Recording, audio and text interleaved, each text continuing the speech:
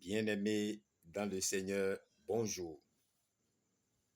Voici venu le moment propice de se mettre ensemble pour magnifier son nom, le nom de l'Éternel Dieu Tout-Puissant, le nom de notre Seigneur Jésus-Christ qui est toujours avec nous et nous a permis de se voir pour la 309e publication, celle qui a pour thème « Mon royaume n'est pas de ce monde ». Il est tiré du livre du 2 Samuel, chapitre 23, du 1er au 7e verset, et de l'évangile de Jésus-Christ selon Jean, chapitre 18, verset 33 à 37. Que l'Esprit Saint de Dieu soit avec nous et nous conduise dans toute notre activité pour que tout se passe dans la quiétude et dans la tranquillité avec tout ce qui est nécessaire pour une parfaite compréhension. Amen.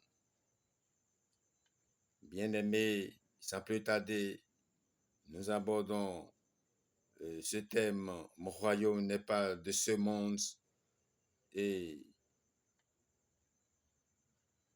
les thèmes et les commentaires pour finir avec le cantique du jour. Et je vous dis que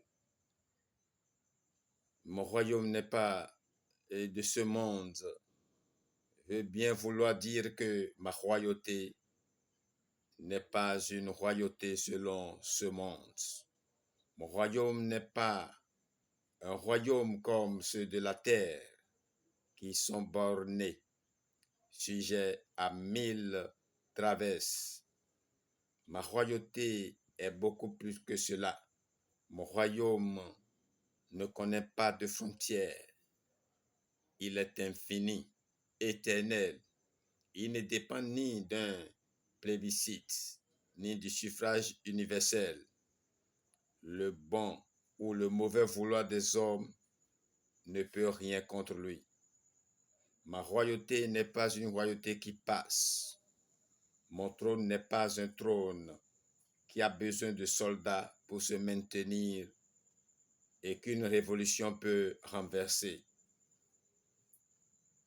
Ni dépassement, ni idées nouvelles ne peuvent troubler ce royaume de l'ordre éternel. Je ne suis pas un roi de ce monde, car les rois de ce monde peuvent tromper et être trompés. On peut leur échapper, on peut fuir leur justice. Rien de tout cela n'est possible à mon égard. Je ne suis pas un roi de ce monde, parce que les rois de ce monde, les chefs politiques de ce monde peuvent être cruels, méchants, insensés, tyranniques, hautains, autant que lointains, inabordables. Tout au contraire, ma souveraineté mène le règne de l'amour. Mon gouvernement est celui de la sagesse éternelle. Mon royaume est celui d'une miséricorde toujours prête à s'épancher en torrent de grâce. Bien-aimés, voilà ce que contient ce thème que nous sommes en train de développer maintenant, et c'est ainsi que nous allons aborder les commentaires et déjà celui du 2 Samuel chapitre 23 du 1er au 7e verset nous permet de vous dire que la vie de David approche de sa fin et ses dernières paroles inspirées nous sont rapportées. Le doux psalmiste d'Israël évoque le passé. Il sait qu'il n'a pas conduit sa maison comme il aurait dû, mais il se repose entièrement sur la grâce de Dieu.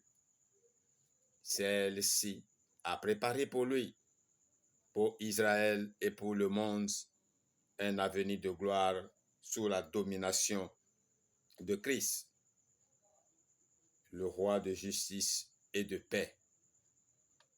Il sera comme le jour radieux qui se lève après la sombre nuit, balayant les ténèbres qui règnent maintenant sur le monde. Sous cette domination, les hommes craindront et serviront Dieu, produisant du fruit comme celui que fait jamais une terre fertile et bien arrosée. Sans attendre la fin de notre vie bien-aimée, il est nécessaire de faire de temps en temps le point, comme le marin sur son navire. Le passé, c'est ma triste histoire, mais en même temps, c'est aussi la touchante histoire de la grâce du Seigneur envers moi. Le présent est marqué par deux principaux devoirs: obéir au Seigneur et me confier en lui seul. Quant à l'avenir des croyants, nous le savons, c'est la gloire.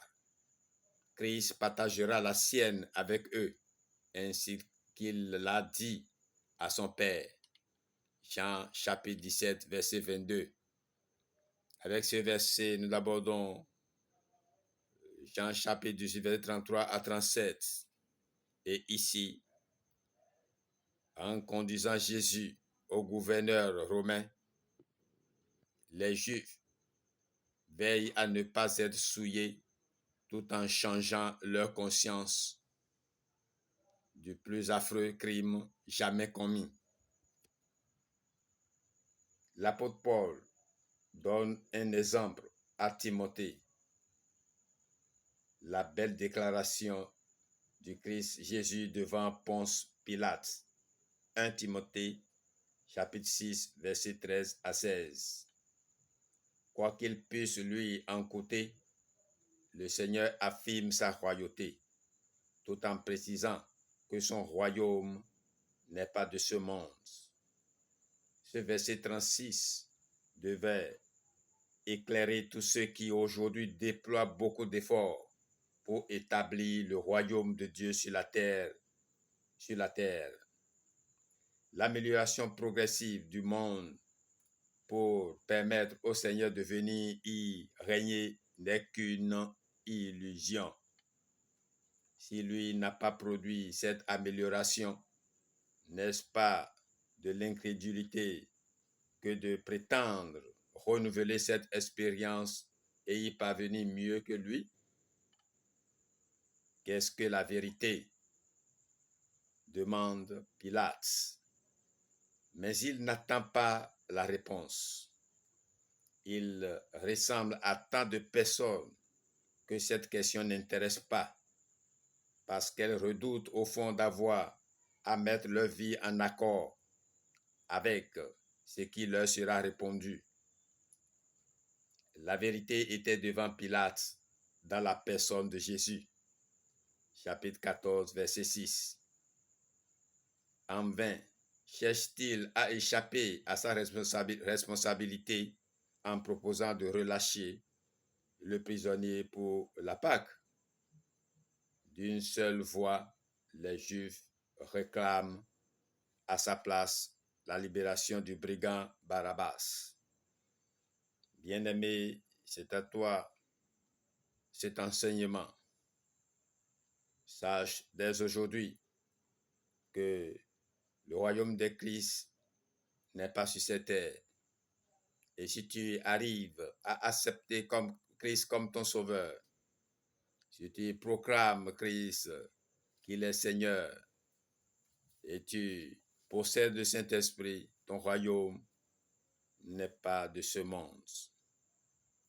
Ton royaume est éternel, car tu y régneras avec lui pour toujours. Voilà qui est important à connaître. Et tu dois œuvrer pour qu'il en soit ainsi pour ta vie, dans ta vie et partout. Et tu dois travailler à cela afin d'en attirer l'attention de beaucoup d'autres personnes, à savoir que c'est cela la vérité. Christ, notre Sauveur, notre Rédempteur, notre Libérateur, il est le chemin et la vie. C'est lui seul qui peut donner le salut à qui que ce soit. C'est pourquoi il importe de venir à lui. Vous qui nous écoutez, venez à Christ afin qu'il ne soit trop tard. Puisse l'Éternel toucher les cœurs afin qu'ils comprennent cette vérité. Au nom de Jésus-Christ. Amen. Et c'est pourquoi, par cette puissance, ce cantique de Dieu Tout-Puissant s'exclama. Ah oui, c'est lui seul qui a le pouvoir de faire ce qui lui plaît. Nous autres, nous n'avons qu'à faire sa volonté. Et nous sommes pour lui à jamais. Et c'est très beau et agréable d'être toujours avec lui. Et je vous invite à le faire tous les jours que Dieu fait et à marcher dans ses pas et à le suivre pas à pas jusqu'à l'éternité. Qu'il en soit ainsi pour toi qui m'écoutes, toi qui as entendu ces paroles aujourd'hui. La paix de Christ soit avec toi. Au nom de Jésus-Christ, j'ai prié. Amen. Votre humble serviteur, Humbo Denakpo Ignace, des églises des chérubins et séraphins. Je vous remercie et à bientôt pour d'autres activités dans le Seigneur. Bye bye.